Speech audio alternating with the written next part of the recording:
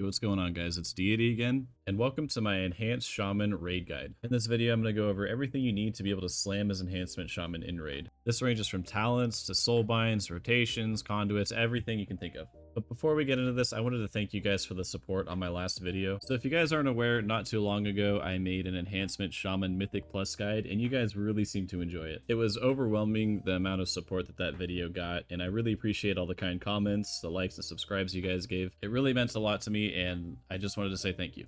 Before we start with the video, I want to mention that I stream Raid and Mythic Plus at my Twitch, twitch.tv/lfdeity. I stream fairly often, so if you guys want to come ask some questions or come hang out, I'll be there. And without further ado, let's get into the guide.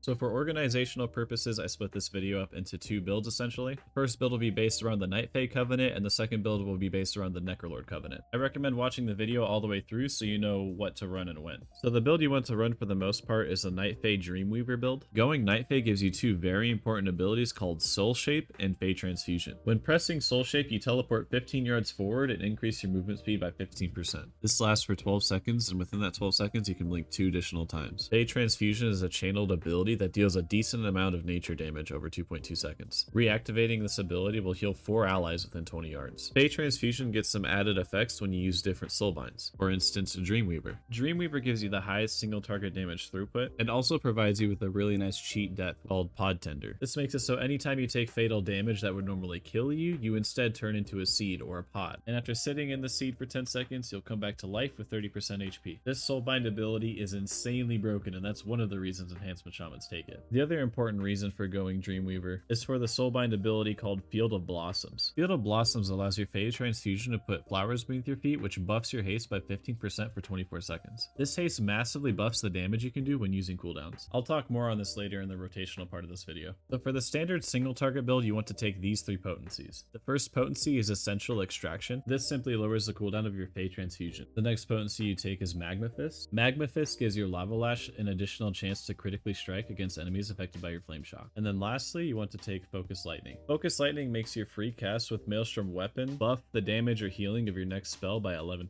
Moving on to Finesse Conduits, you want to take Vital Accretion. This makes it so after casting Earth Elemental, your max health is increased by 38%. Keep in mind that this will not heal you, but it will grant you additional max health. With this, you also want to run Condensed Animosphere. Condensed Animosphere causes you to heal anytime you take damage. This can only happen once every 10 seconds. And lastly, for your only Finesse Conduit slot, you want to run Thunderous Pause. This gives yourself a burst of additional move speed when you enter Ghostful. This setup is usually best on straight up single target fights where there's not much movement going on. Perfect examples of this are Hungering Destroyer from Castle Nathria, Guardian of the First Ones from Sanctum of Domination, and Skolex from Sepulchre of the First Ones. In fights where there's a lot of moving around and you're not able to plant in your Field of Blossoms, you can run Naya. Running Naya allows you to keep the triple potency and also gives you Grove Invigoration and Called Shot. Grove Invigoration allows your healing and damaging abilities to apply a stacking debuff, which grants you 1% health and 25 mastery per stack for 30 seconds. With this, when you cast Fae Transfusion, you're instantly given 16 stacks. Called Shot gives you movement speed anytime you critically strike for 5 seconds. Both of these paired together make Naya very strong for heavy movement fights. The only time you really run this setup is when you're fighting the Jailer on Mythic difficulty. Lastly, if there's fights where you're constantly fighting new waves of adds, you should run Korayn. With Korayn, you are missing out on triple potency, but instead you're given Wild Hunt Tactics, First Strike, and Wild Hunt Stratagem to make up for it. Wild Hunt Tactics increases your damage by 10% when you hit an enemy above 75% health. When this effect is utilized, you also gain 15% increased move speed for 5 seconds. First Strike allows you to gain a 25% crit buff for 5 seconds when you hit an enemy before they hit you. Wild Hunt Stratagem also plays off of Wild Hunt Tactics. After proccing Wild Hunt Tactics, the next time you damage an enemy below 35% health, your damage and healing is increased by 5% for 10 seconds on those same targets. This soulbind setup is especially powerful on fights like Anduin and Ragalan.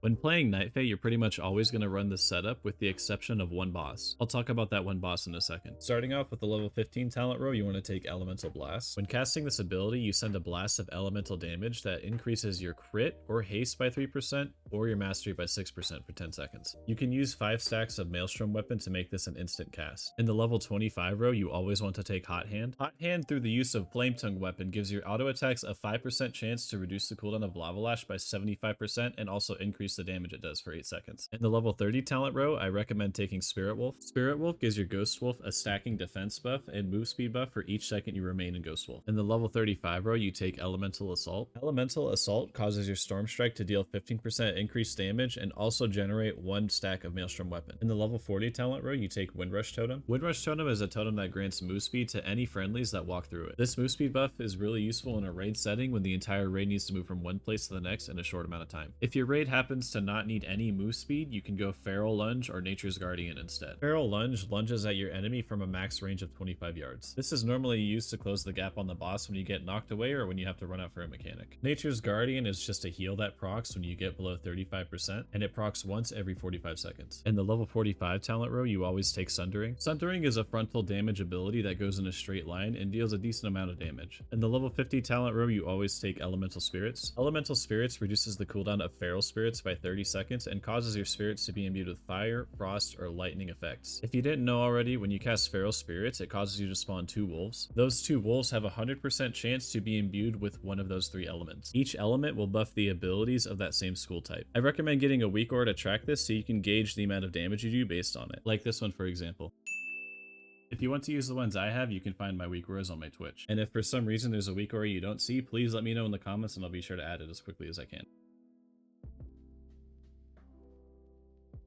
The first legendary you want to run is Unity. Unity allows you to use your current Covenant legendary, and it can change when you swap Covenants. In this instance, Unity uses the Seeds of Rampant Growth legendary. This makes each tick of your Fade Transfusion reduce the cooldown of Feral Spirits by 9 seconds and increase your crit by 4% for 15 seconds. I recommend putting this legendary on either your cloak or your neck. Unity also allows you to run a second legendary. For every raid fight where you play Nightfae, you want to run Witch Doctor's Wolf Bones. Witch Doctor's Wolf Bones increases your chance to gain a stack of Maelstrom Weapon by 3%, and whenever you gain a stack, the cooldown of spirits gets reduced by 2 seconds. I recommend putting this legendary on your ring. Both of these legendaries should be made with haste and mastery missives, and in some cases you can run verse instead of mastery, but I would sim it just to be sure. I mentioned earlier that there's one fight in particular that you want to run a different setup on. That boss is Lords of Dread from Sepulchre of the First Ones. For this fight in particular, you want to run Lashing Flames and Hailstorm. Since Lords of Dread is a constant 2 to 3 target cleave fight, it's better to run these two to give you higher multi-target damage. Lashing Flames makes your Lava Lash apply a debuff to the target you hit, increasing your Flame Shock damage to it by 100% for 20 seconds. Hailstorm causes your free cast with Maelstrom Weapon to buff your Frost Shock damage by 15%.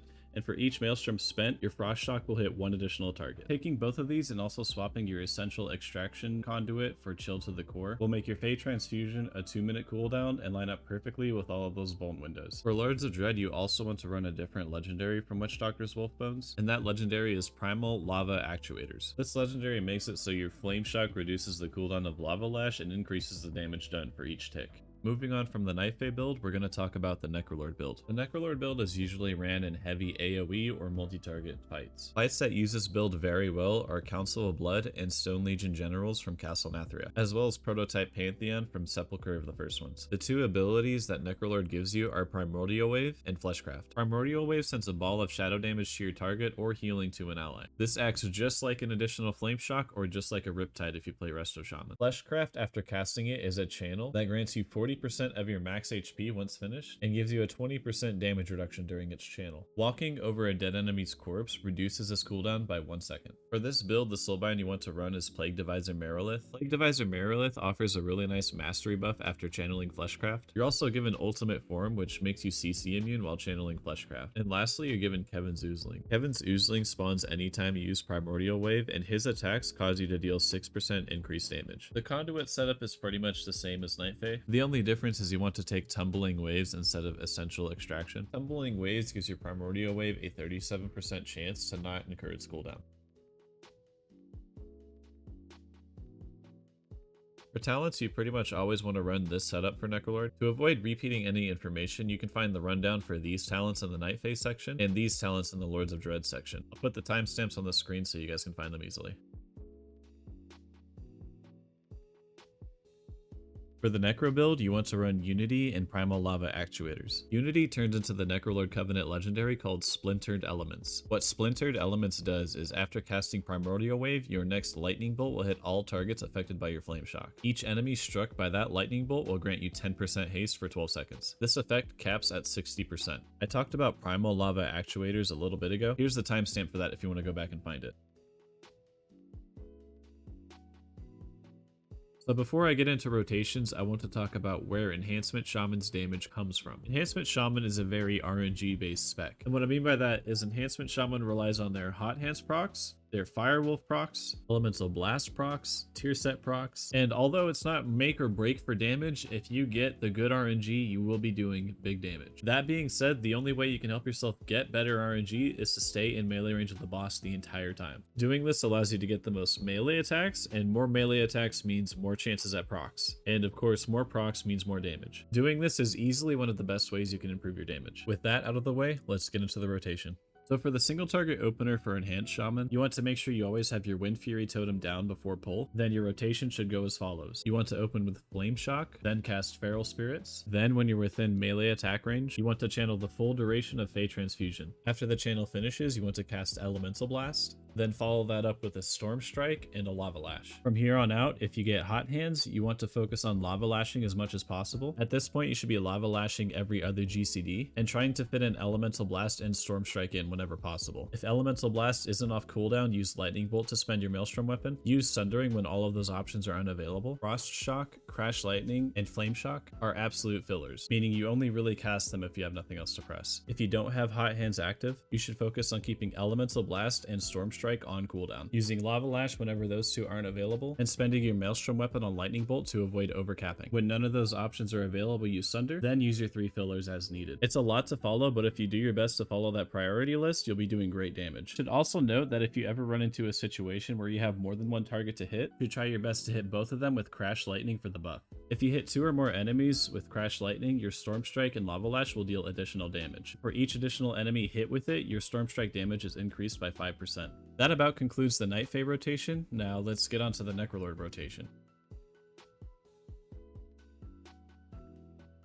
So with the Necrolord rotation, there's a lot of tab targeting involved. The main goal of this rotation is to try and apply as many lashing flame debuffs as possible. Essentially, this means that every time you Lava Lash, it should be on a target that doesn't already have the lashing flames debuff. So your rotation should look like this. Before you start the rotation, you want to make sure you have your Wind Fury totem down. Then you want to cast Primordial Wave to apply that first Flame Shock. After this, you want to send your Feral Spirits and follow that with a Lava Lash to spread your Flame Shocks. If all of the enemies are together at this point, you want to Crash Lightning, then Sundering, trying to hit as many enemies as possible. Next, use your Storm Strike to build Maelstrom weapon. Then spend your Maelstrom weapon on a Lightning Bolt to consume the Primordial Wave buff. And immediately after, use Frost Shock to consume the Hailstorm buff. From here on out, you want to try your best to follow this priority list. If your Primordial Wave comes off cooldown or happens to not incur its cooldown, you want to cast it as quick as you can to get another Kevin's Oozling. If you still have the haste buff left over from the last Primordial Wave, hold off on refreshing it until the first one's about to fall off. Whether you have hot hands or not, prioritize getting Lava Lash on cooldown. Also remembering to Lava Lash different targets so you can get more Lashing Flames debuffs out. From here, you want to spend any excess Maelstrom weapon on Chain Lightning unless you're trying to consume the Primordial Wave buff, in which case you would use Lightning Bolt. Always cast Frost Shock after spending Maelstrom weapon to proc the Hailstorm talent. Use Crash Lightning to make sure you keep the buff up, and use Sundering and Storm Strike whenever none of the other options are available. If you're absolutely out of buttons to press, press Flame Shock. And that about concludes the Necrolord rotation.